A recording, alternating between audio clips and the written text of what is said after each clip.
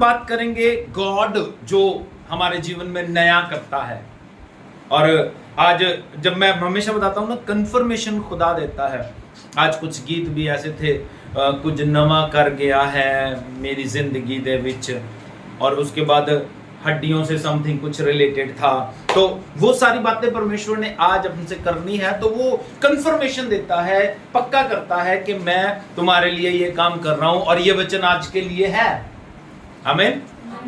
क्या कहती है बाइबल? एक मैं कह रहा हूं कि हमारा खुदा नया करने वाला खुदा है। यशाया 43 अध्याय उसका 18 और 19 पद हमने बहुत बार पढ़ा है और बहुत बार इस पे गौर किया है, आज भी देखेंगे। देखिए क्या कहती है बाइबल। और बाइबल में लिखा है, अगर हम प्रकाशित वाक्य में देखेंगे तो खुदा का वचन कहता है, फिर मैंने नई जमीन और नया आकाश बनते हुए देखा। यानी गॉड जो है वो नया करने वाला खुदा है। आज हमारे जीवन में एक नया दिन परमेश्वर ने जोड़ा, एक नया मंथ परमेश्वर ने जोड़ा, और इस नए महीने में प्रभु नए नए काम करेगा। क्या कहती है बाइबल? सुनिए क्या कहती है। हाँ जी, देखो मैं एक नई बात करता हूँ। प्रभु कहता है, 18 बंधन नहीं पढ़ा है ना, पढ़ो। अब बीती हुई घटनाओं का स्मरण मत करो। प्रभु कहता है बीती हुई घटनाओं को याद मत करो, न प्राचीन काल की बातों पर मन लगाओ। ना बीती हुई बातें, प्राचीन काल की बातों पर मन लगाओ। हाँ जी, देखो मैं एक नई बात करता हूँ। देखो मैं एक नई बात करता हूं।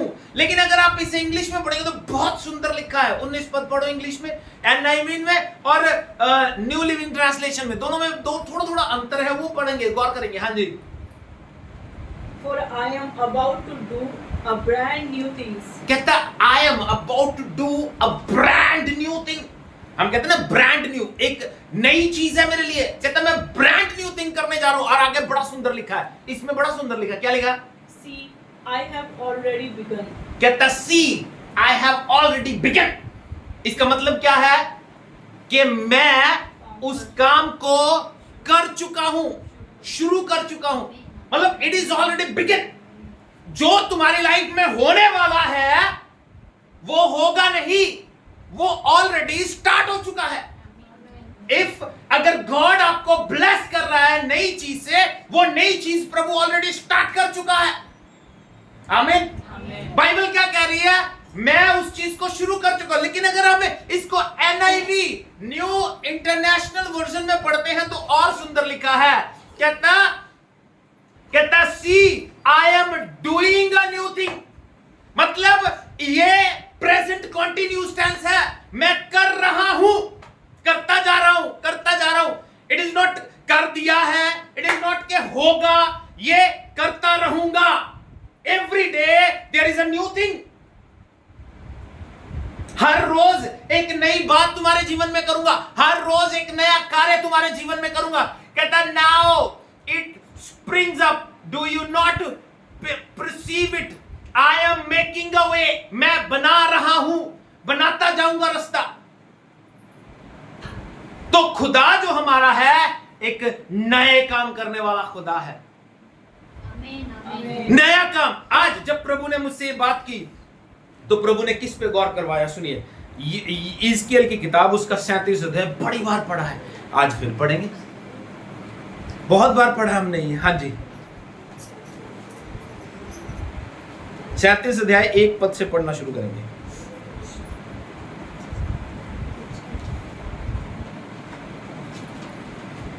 यहोवा की शक्ति मुझ पर हुई। कहता है यहोवा की शक्ति मुझ पर हुई और वह मुझ में अपना आत्मा समवा कर बाहर ले गया। ये प्रभु का नबी इज़केल बात कर रहा है। सुनिए, इंसान की जिंदगी में या इस दुनिया में कोई वैल्यू नहीं है, कोई वैल्यू नहीं है। ध्यान दीजिएगा, बाइबल कहती है ये जीवन मिट्टी के समान या धूल के समान है। आज है, कल खत्म। तो इसमें प्राइडी होने की जरूरत नहीं है। I am a great profit. Profit कौन है? नबी कौन है? जिसके थ्रू खुदा बात करता है। लेकिन बात कौन करता है? खुदा। ये बात अपने जीवन में लेके जाना। आज के लोग अपने अगर आप इसको देखोगे ना, यहोवा की शक्ति मुझ पर है, एक स्टार देके सुंदर बात लिखे नीचे। यहोवा का हाथ। मैंने पहले भी बताया, हैंड ऑफ द लॉर्ड, प्रभु का हाथ मुझ पर है, प्रभु का हाथ मुझ पर है। और प्रभु का हाथ जब मुझ पे है, देयर इज नो कोई भी आपके खिलाफ खड़ा नहीं हो सकता। ये मत सोचो कि आपके अंदर कोई खूबी बड़ाई लियाकत है इसलिए आप यीशु के हो, या इसलिए आप प्रॉफिट हो, या इसलिए आप पास्टर हो। नो, इसको क्लियर करूंगा, सुंदर बातें बताऊंगा। ये जो 37 अध्याय है ना, ये एक प्रोफेसी की फुलफिलमेंट है जो 36 अध्याय में परमेश्वर ने की। 36 अध्याय में क्या किया? परमेश्वर एक प्रोफेसी करता है कि मैं तुम्हें एक नया मन दूंगा। लिखा है 36 अध्याय के 26 पद को देखो। मैं तुमको नया मन दूंगा। क्या लिखा है? मैं तुमको एक नया मन दूंगा। और आगे सुनो, और तुम्हारे भीतर नई आत्मा उत्पन्न करूंगा। तुम्हारे अंदर एक नई आत्मा उत्पन्न करूंगा। और सुनो, और तुम्हारी देह में से पत्थर का हृदय निकाल, तुम्हारी देह में से पत्थर का हृदय निकाल के तुमको मांस का हृदय दूंगा। तुम्हें मांस का हृदय दूंगा। ये एक इंसान की फिजिकल और स्पिरिचुअल दोनों कंडीशंस को दिखाता है। इजराइल उस समय में स्पिरिचुअली और फिजिकली गुलामी में था। और ये जो प्रेजेंटेशन प्रभु यहां पे करता है, सुनिएगा, बड़ी बातें, सुंदर बातें करूंगा, 37 अध्याय में आ जाएंगे। सुनिए प्रभु का वचन क्या कहता है, ध्यान दीजिएगा। क्या कहती है बाइबल? हाँ जी। और मुझे तराई के बीच खड़ा कर दिया। कहता प्रभु का हाथ मुझ पे, उसका आत्मा मुझ पे आया, उसने मुझ में अपना आत्मा समाया। इट मींस अगर प्रभु का आत्मा मुझ में नहीं है, आई एम नथिंग। लेकिन खुदा कहता है उसका आत्मा जब आया तो वो क्या तराई में ले गया उसे। हाँ जी। वह तराई हड्डियों से भरी हुई थी। वो तराई कैसी थी? हड्डियों से भरी हुई थी। और हुआ क्या था? वहां पे एक लड़ाई हुई थी जिसमें प्रभु की सेना और लोग मर गए थे। और उस तराई में जाके प्रभु खड़ा करता है उसको। और सुंदर बातें सुनिएगा क्या कहता है। हाँ जी। तब उसने मुझे उनके चारों ओर घुमाया। उसके चारों ओर प्रभु ने अपने दास को घुमाया। और तराई की तह पर बहुत सी हड्डियां थी। हाँ। और वे बहुत सूखी थी। और वो बहुत सूखी हुई थी। हाँ जी। तब उसने मुझसे पूछा, प्रभु अपने दास से पूछता है, हे मनुष्य के संतान, क्या ये हड्डियां जी सकती हैं? क्या सवाल है? हे मनुष्य के संतान, क्या ये हड्डियां जी सकती हैं? आंसर क्या होना चाहिए? हाँ प्रभु। आंसर क्या होना चाहिए? आंसर क्या होना चाहिए? हाँ या ना? लेकिन प्रभु के दास की दीनता देखो। ऑलवेज रिमेंबर, जो हम्बल होगा वही ऊंचा किया जाएगा। क्या कहता है प्रभु का दास? मैंने कहा, हे परमेश्वर यहोवा, तू ही जानता है। कहता परमेश्वर यहोवा तू ही जानता है। बस ये ह्यूमिलिटी इंसान को चाहिए, ये दीनता इंसान को चाहिए। मालूम है आपको, एक बार की बात है, एक स्त्री थी जिसका छोटा बच्चा था। अलीशा के जमाने में एक बच्चा मर गया। अलीशा ने गहेजी को भेजा। क्या कहता है? ये छड़ी जाके उसके, वहां पे बाइबल हमें प्राइड को दिखाती है। प्राइड, उसको वो चौड़ करने लग गया होगा, मैं जाऊंगा छड़ी रखूंगा, है ना, ठीक हो जाएगा वो। ये आज के लोगों में भी है, ये आज के लोगों में भी है। मैंने प्रार्थना की, ये हो गया, मैंने प्रार्थना की, ये हो गया। वो पानी दिखा रहे हैं, कुर्सियां दिखा रहे हैं, हिलता हुआ दिखा रहे हैं लोगों को, और वो बदनामी का कारण बन रहे हैं। बदनामी का कारण, एक बात बताऊं, चाहे आपको बुरा लगे, ये हिलजुल ड्रामे पता कौन करता है? जिसमें दुष्ट आत्मा हो। प्रभु का आत्मा ऐसी हरकतें नहीं करता। मैंने बाइबल में तो कभी नहीं देखा। क्या कहती है बाइबल? प्रभु का बंदा कहता है, प्रभु तू ही जानता है। फिर प्रभु क्या कहता है? हाँ जी। तब उसने मुझसे कहा, इन हड्डियों से भविष्यवाणी करके कह, हे सूखी हड्डियों, यहोवा का वचन सुनो। प्रॉफिट, ऑलवेज रिमेंबर, प्रॉफिट या नबी वो होगा जो प्रभु का मैसेज सुनेगा पहले। प्रभु का मैसेज सुनेगा। अब प्रभु कहता है इन हड्डियों से क्या?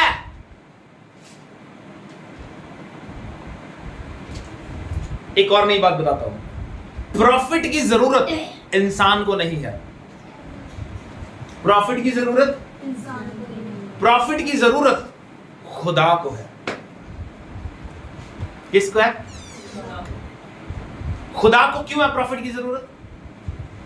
अपना मैसेज कन्वे करने के लिए उसे प्रॉफिट की जरूरत। लेकिन आज का प्रॉफिट कैसा बन गया है? वो मैसेज कन्वे नहीं कर रहा, वो अपना मैसेज कन्वे कर रहा है।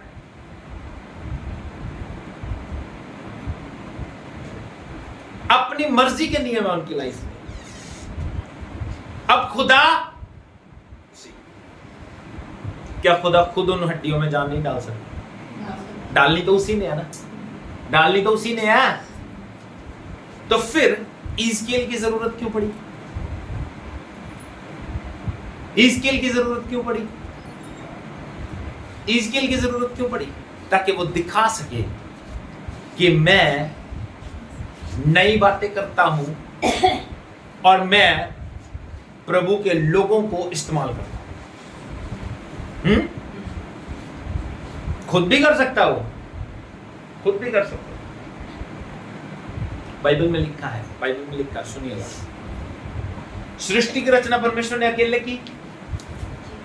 नहीं।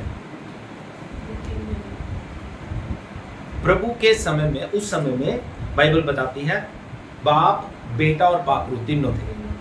और उसके अलावा बाइबल में लिखा है, अगर आप प्रोवर्ब्स नीति वचन पढ़ोगे तो बुद्धि कहती है इससे पहले कि सृष्टि की रचना हुई परमेश्वर ने मुझे बनाया। बुद्धि एक पर्सनालिटी है और न्यू टेस्टामेंट बताता है कि बुद्धि मसीह यीशु है। तो कहने का मतलब है कि खुदा कुछ भी अकेले नहीं करता।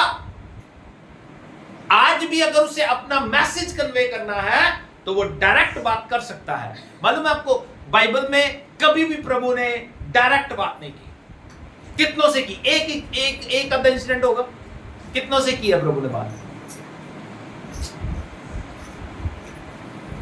आई थिंक मूसा, जिसको खुदा कहता है तू मेरी पीठ देख सकता है, या इब्राहिम, जिसको खुदा कहता है जो मैं दिखाऊंगा वहां पे चल। उसके बाद अगर आप देखोगे there is a word mention किया गया है, एंजल, फरिश्ते, खुदा का दूत, खुदा का वचन। यीशु मसीह के जन्म की बातें फरिश्ता कर रहा है। तो कहने का मतलब यह है कि खुदा जो है, खुदा को प्रॉफिट की जरूरत है। We don't need. मैं इस बात पे कायम हूं क्योंकि आज के जमाने में खुदा ने अपना रूह हमारे अंदर रखा है, और जब उसका रूह हमारे अंदर है तो हमें प्रॉफिट की क्या जरूरत है? तो प्रॉफिट की जरूरत खुदा को है जो अपना मैसेज कन्वे करता है, लेकिन उसकी वैल्यू लोग नहीं समझते। क्या लिखा है? प्रभु का दास कहता है कि प्रभु तू ही जानता है इन हड्डियों में जान आ सकती है कि नहीं। अब प्रभु क्या कहता है, सुनिए। हे सूखी हड्डियों, यहोवा का वचन सुनो। परमेश्वर यहोवा तुम हड्डियों से यूं कहता है, परमेश्वर यहोवा तुम हड्डियों से यूं कहता है, देखो मैं आप तुम में सांस समवाऊंगा। मैं आप तुम में सांस समवाऊंगा। आज हमारी जिंदगी में हो सकता है सांसों की कमी हो सकता है हमारी हड्डियां सूखी हो, हमारी जिंदगी का कोई क्षेत्र सूखा हो। प्रभु कहता है आज मैं तुम्हारे अंदर सांसों को समवाऊंगा, तुम्हारी हड्डियों के ऊपर मांस चढ़ाऊंगा, तुम्हारे दिल को नया कर दूंगा, तुम्हारी लाइफ को नया कर दूंगा। जो बातें बीत गई हैं, फॉरगेट अबाउट दैट। प्रभु का वचन ये कहता है, सुंदर बातें। हाँ जी, मैं तुम्हें तुम्हारी नसें उपजाऊंगा, मैं तुम्हारे अंदर नसें उपजाऊंगा। ये नसें जो वेन्स दिखाई देती हैं, हाँ जी, मांस चढ़ाऊंगा, मांस चढ़ाऊंगा, और तुमको चमड़े से ढांपूंगा, तुमको चमड़े से ढांपूंगा, हाँ जी, और तुम में सांस समाऊंगा, हाँ जी, और तुम जी जाओगी, तुम जी जाओगी, हाँ जी, और तुम जान लोगी कि हाँ? मैं यहोवा हूँ। हाँ, इस आज्ञा के अनुसार मैं भविष्यवाणी करने लगा। हमेशा याद रखना, भविष्यवाणी प्रभु की आज्ञा के अनुसार होती है। भविष्यवाणी, देखो ध्यान देना मेरी बात, मैं बड़ा अजीब सा आदमी हूं और इसीलिए शायद लोगों को पसंद नहीं हो। मोहित यूएसए जाएगा, ये प्रोफेसी है।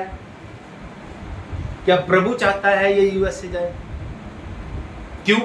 क्योंकि अगर इसे यूएसए भेजना होता, ध्यान देना मेरी बात पे, अगर इसे यूएसए भेजना होता तो इसको यूएसए में ही पैदा करता। प्रोफेसी क्या होती है? मैसेज प्रभु का जो हमें मिलता है। लोग बाहर क्यों बसते हैं? ध्यान दीजिएगा, एक भेद की बात बता रहा हूं, पता है दुनिया को लेकिन समझ में नहीं आते। लोग बाहर जाके क्यों बसते हैं? क्योंकि हमारे पैसे की वैल्यू कम है, उनके पैसे की वैल्यू ज्यादा है। अगर आप सोचते हो वहां पे रह के आप अच्छा जीवन बिता सकते हो, नहीं। बाहर जाने का प्रोसेस या नियम क्या है? प्रोसेस ये है कि आप बाहर जाके काम करो, खर्चा इंडिया में करो, तब आप कामयाब हो। बात समझ आ रही है? अदरवाइज आप जहां पे रहते हो वहीं पे काम करते हो। अभी मेरे पिछले दिनों मेरे एक नॉन डैनियल से बात हो रही थी। डैनियल से जब मैं बात कर रहा था तो उसने मुझे बताया कि मेरी सैलरी 2000 रुपए, वैसे नॉर्मल बात कर रहे हैं, सैलरी 2000 रुपए, कमरे का किराया 2200 रुपए। तो बताओ आप कैसे सर्वाइव करोगे? कैसे कर सकते हो?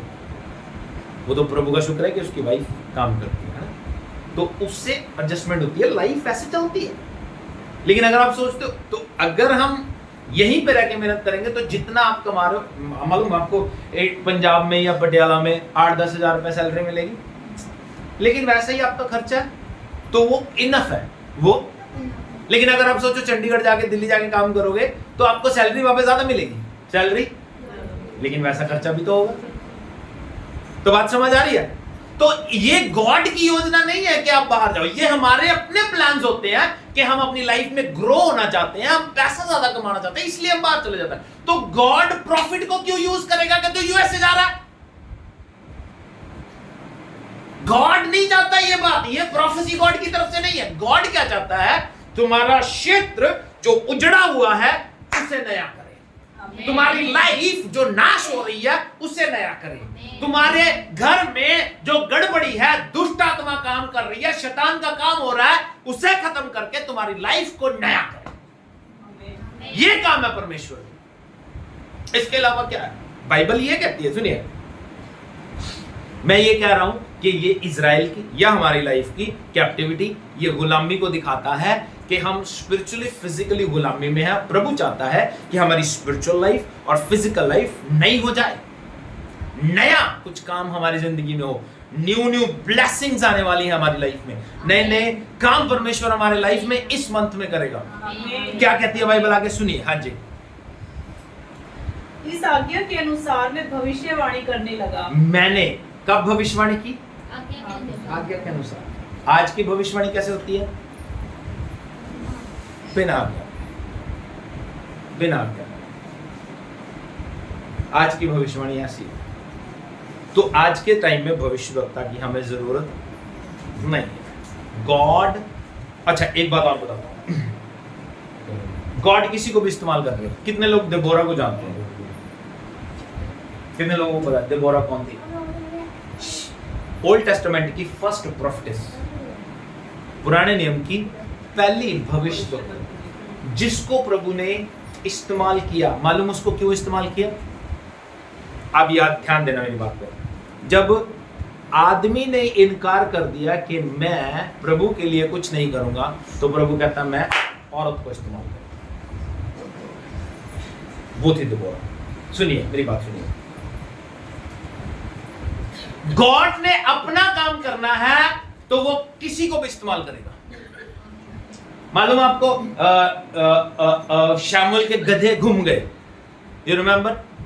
मालूम आप जब वो गधे मिले तो वहां पे सब प्रोफेसी कर रहे थे। अगर आपने नहीं पढ़ा तो पढ़ लेना घर जाओ। कितने लोग प्रोफेसी कर रहे थे?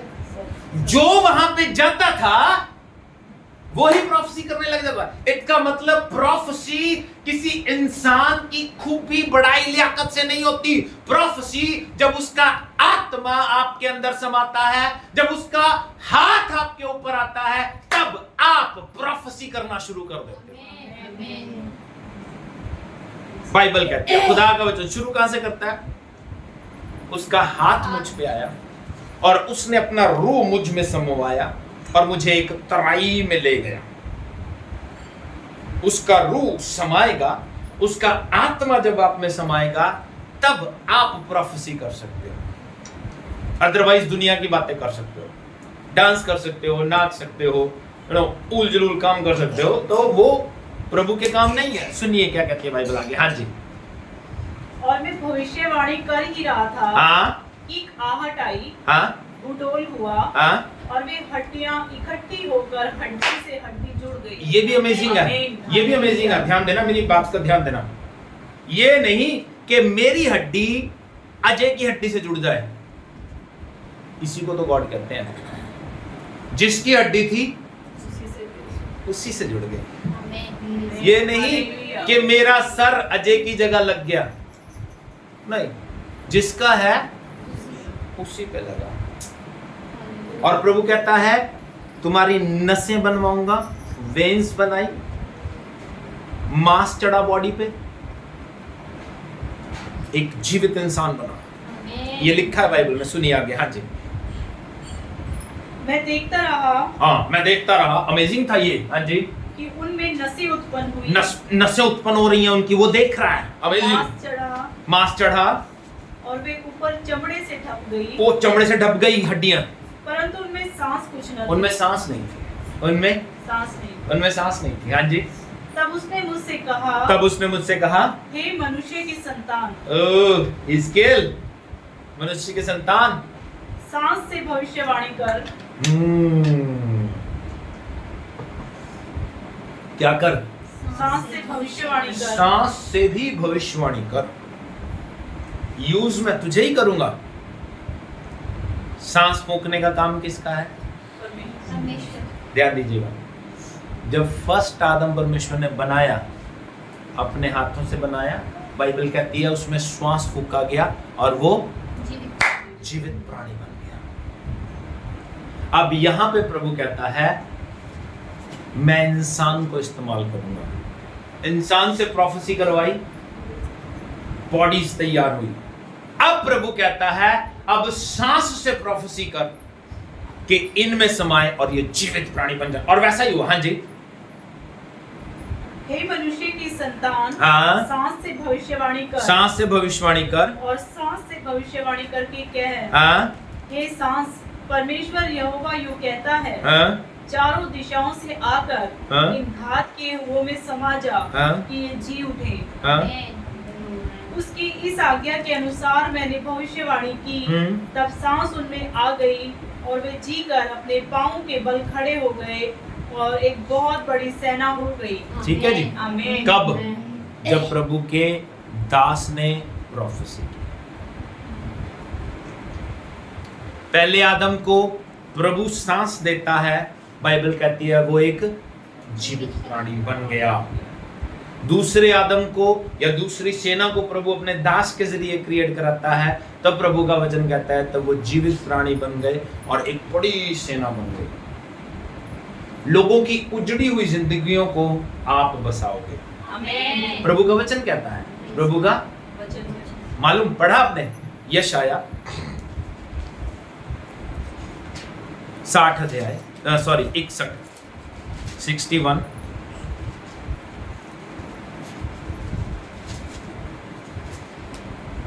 4 वचन पढ़ो। तब वे बहुत काल के उजड़े हुए स्थानों को फिर बसाएंगे। कितने काल के? बहुत काल के। बहुत काल के उजड़े हुए स्थानों को फिर बसाएंगे। कौन बसाएगा? अपने साथ वाले से बोलो, तू अपने दोस्त को जो उजड़ चुका है फिर से बसाएगा। ऐसा लिखा है बाइबल में। कहता वो बहुत सालों से, बहुत कई सालों से उजड़े हुए स्थानों को फिर बसाएंगे। हाँ जी। पूर्व काल से पड़े हुए खंडरों में वे फिर घर बनाएंगे। जो पुराने समय से खंडर पड़े हैं उनमें वो फिर घर बनाएंगे। हाँ जी। उजड़े हुए नगरों को जो पीढ़ी से पीढ़ी उजड़े हुए हों वे फिर नए सिरे से बसाएंगे। जो पीढ़ी से पीढ़ी उजड़े हुए हैं उनको नए सिरे से बसाएंगे। और यही बात प्रभु का वचन इज़केल 36 अध्याय के 8 वचन से पढ़ना शुरू करो। मैं कह रहा हूं ये जो नया जमाना, नई हड्डियां, नए लोग बन रहे हैं, इनकी प्रोफेसी 36 अध्याय में हुई। और देखिए क्या कहा 36 अध्याय के 8 पद से। हाँ जी। परंतु हे इस्राएल के पहाड़ों, हाँ, तुम पर डालियां पनपेंगी इजराइल के पहाड़ों तुम पर डालियां पनपेंगी, और उनके फल मेरी प्रजा इजराइल के लिए लगेंगे। उन पर फल मेरी प्रजा इजराइल के लिए लगेंगे। हाँ जी, क्योंकि उसका लौट आना निकट है। उसका लौट आना निकट है। हाँ जी, देखो मैं तुम्हारे पक्ष में हूँ, मैं तुम्हारे पक्ष में हूँ। देखो मैं तुम्हारे पक्ष में हूँ। Always remember, if you are doing wrong, अगर आपने गलत भी किया, अगर आपने गुनाह किया, अगर आपने पाप किया, just say Lord forgive me. मालूम आपको वो बहुत दया से भरा हुआ है। मालूम आपको उजाड़ू पुत्र के बारे में सुना है? उसने सब कुछ बर्बाद कर दिया, उसकी लाइफ में कोई वर्ड नहीं था। देयर इज नो क्राइंग, बहुत चिल्लाना नहीं है, बहुत रोना नहीं है। जस्ट थिंक, एक सोच लेके आया वो कि मैंने परमेश्वर के खिलाफ और अपने पिता के खिलाफ गुनाह किया है, मैं अपने पिता के पास जाऊंगा और बस ये कहूँगा। बाइबल कहती है जब वो एंटर ही हुआ उसके पिता ने उसे गले लगा दिया। मालूम वो पिता परमेश्वर के कैरेक्टर को दिखाता है। जब हम प्रभु के पास जाते हैं, प्रभु हमें गले से लगा देता है, और इस बात को प्रभु यहाँ पे प्रेजेंट करता है। सुनिएगा, मैं फिर कह रहा हूँ, प्रभु आज भी लोग उसके, अगर आप सोचते हो आप उसकी हुजूरी में बैठे हो, नॉट बिकॉज ऑफ कि आप गुड हो, आप अच्छे हो, प्रभु की हुजूरी में बैठे हो बिकॉज उसकी दया, उसका अनुग्रह हमारे साथ है। अब सुनिए क्या कहते हैं बाइबल। हाँ जी, यशाया ना सॉरी हिजकिय्याह 8 अध्याय से, मतलब 36 अध्याय 8 वचन से। परंतु हे इजराइल के पहाड़ों, तुम पर डालियां पनपेंगी और उनके फल मेरी प्रजा इजराइल के लिए लगेंगे। मैं तुम्हारे पक्ष में हूँ। हाँ जी, देखो मैं तुम्हारे पक्ष में हूँ और तुम्हारी ओर कृपा दृष्टि करूंगा। मैं तुम्हारे पक्ष में हूँ और तुम्हारी ओर कृपा दृष्टि करूंगा। हाँ जी, और तुम जोते बोए जाओगे, और मैं तुम पर बहुत मनुष्य अर्थात इजराइल के सारे घराने को बसाऊंगा। हाँ जी, और नगर फिर बसाए और खंडर फिर बनाए जाएंगे। हाँ जी, मैं तुम पर मनुष्य और पशु दोनों को बहुत बढ़ाऊंगा। हाँ जी, और वे बढ़ेंगे और फूले फलेंगे, और मैं तुमको प्राचीन काल के समान बसाऊंगा। हाँ जी, और पहले से अधिक तुम्हारी भलाई करूंगा। तब तुम जान लोगे कि मैं यहोवा हूँ। पहले से अधिक तुम्हारी भलाई करूंगा। आमीन। तब तुम जान लोगे कि मैं यहोवा। मुझे नहीं पता आपकी लाइफ में, लेकिन मुझे ये पता है कि मेरी लाइफ में नए काम हो रहे हैं। आमीन। मेरी लाइफ में कुछ प्रभु नया कर दिया, जो उसने ऑलरेडी स्टार्ट कर दिया था। उसकी जो क्या कहते हैं उसको, जो शुरू कर दिया था उसने, वो अभी वो प्रेजेंट करने लग गया, उसको दिखाने लग चुका है। जो नींव डाली थी उसको वो आज हमें दिखने लग गया है कि प्रभु कुछ कर रहा है हमारी लाइफ में। हमारी जरूरतें पूरी हो रही हैं, जहां प्रभु काम कर रहा है हमारी लाइफ में, तो वो चीजें प्रभु कर चुका है। और इसलिए नहीं कि हम अच्छे हैं, वो कहता है अब मैं तुम्हारे लिए पहले से ज्यादा भलाई करूंगा। आमीन। और अगर हम इसको 17 वचन से 16 वचन से पढ़ना शुरू करो, देखो इसमें सुंदर बातें लिखी हैं, इनको लेके जाना अपनी लाइफ में। हाँ जी, फिर यहोवा का यह वचन मेरे पास पहुंचा, हे मनुष्य के संतान, जब इजराइल का घराना अपने देश में रहता था, तब अपनी चाल चलन और कामों के द्वारा उसको अशुद्ध करते थे। क्या करते थे वो? अपने चाल चलन और अपने काम। But still God is good. हाँ जी, उनकी चाल चलन मुझे ऋतुमती की अशुद्धता सी जान पड़ती थी। किससे साथ कंपेयर हो रही है उनकी चाल का? ऋतुमती। अंडरस्टैंड द ऋतुमती। ओके, उसके जैसा दिखाई देता था उसको। हाँ जी, इसलिए जो हत्या उन्होंने देश में की और देश को अपनी मूर्तों के द्वारा अशुद्ध किया, इसके कारण मैंने उन पर अपनी जलजलाहट भड़काई। प्रॉब्लम में इंसान कब आता है? जब डूइंग रॉन्ग। इस कारण प्रभु कहता है मैंने अपनी जलजलाहट उन पर भड़काई। अपनी लाइफ में नहीं ढूंढ ले लो। क्या आप अपनी लाइफ में रोज जीते हो, रोज गुनाह करते हो, शाम को जाके प्रभु से कहो प्रभु मुझे माफ कर दो, मैंने ये गलती की। ये बात आपको कामयाब करेगी। ना मानना हुआ पाप जब हमारी जिंदगी में पड़ा रहता है, हमारे जीवन में पड़ा रहता है, वो तेजाब की तरह हमारे अंदर से हमें गलाता रहता है, घोलता रहता है, खत्म करता रहता है। और क्या कहती है बाइबल आगे? हाँ जी, मैंने उन्हें जाति जाति में तितर बितर किया मैंने क्या किया? जाति जाति में तितर बितर किया। हाँ जी। और वे देश देश में बिखर गए। उनके चाल चलन और कामों के अनुसार मैंने उनको दंड दिया। किस कारण दंड दिया? अब आगे देखो 22 पर पढ़ो। इस कारण तू इज़राइल के घराने से कह, हाँ। परमेश्वर यहोवा यूं कहता है, परमेश्वर यहोवा यूं कहता है, हे इज़राइल के घराने, हे इज़राइल के घराने, मैं इसको तुम्हारे निमित्त नहीं, मैं इस बरकत को, इस ब्लेसिंग को, इस अच्छे काम को तुम्हारे निमित्त नहीं, परंतु अपने पवित्र नाम के निमित्त करता हूँ। क्यों कर रहा हूं? अपने पवित्र नाम के।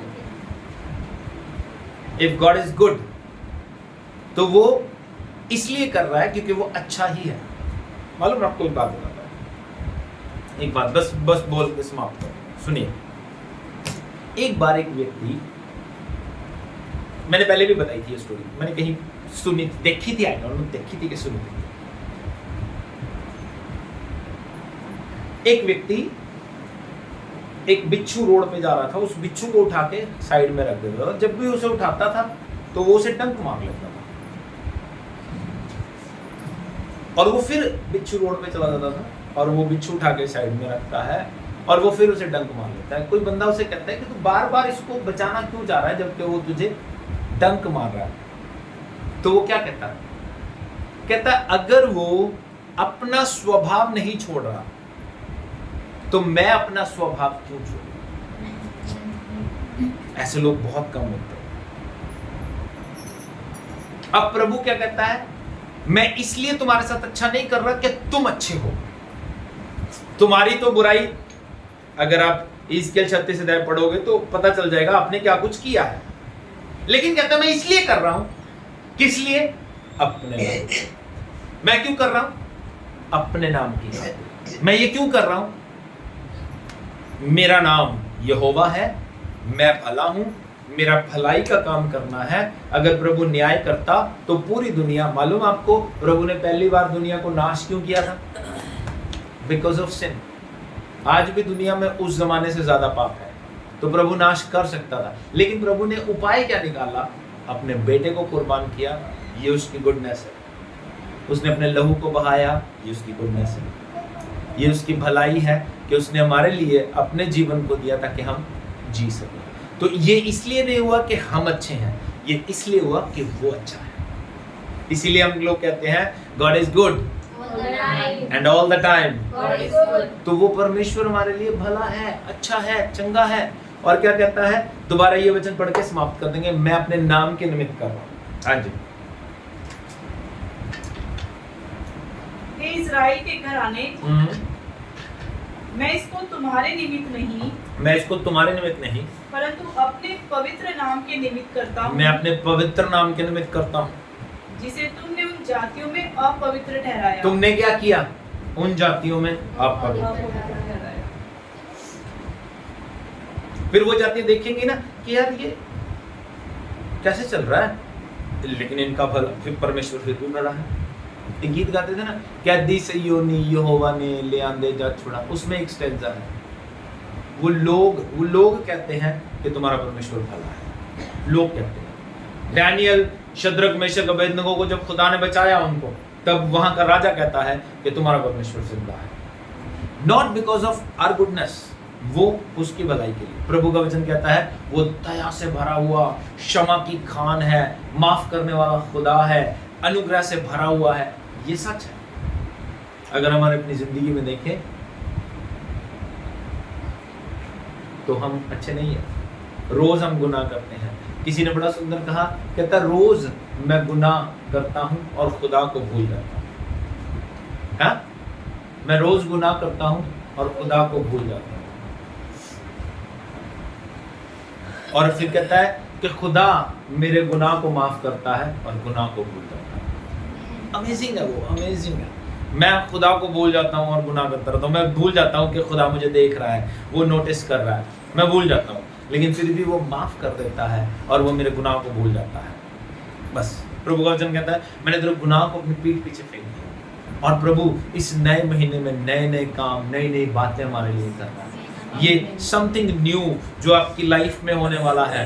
प्रभु कहता है मैं पहले से ज्यादा तुम्हारे लिए भलाई करूंगा, जो मैंने अभी तक किया है उससे ज्यादा तुम्हारे लिए करूंगा। और प्रभु नए नए काम करने वाला खुदा है। अपने साथ वाले से बोलो, मेरा परमेश्वर, तेरा परमेश्वर नए काम करने वाला खुदा है। और तेरी जिंदगी में इस महीने बहुत कुछ नया होने जा रहा है। आमीन। प्रभु आपको आशीष दे। God bless you.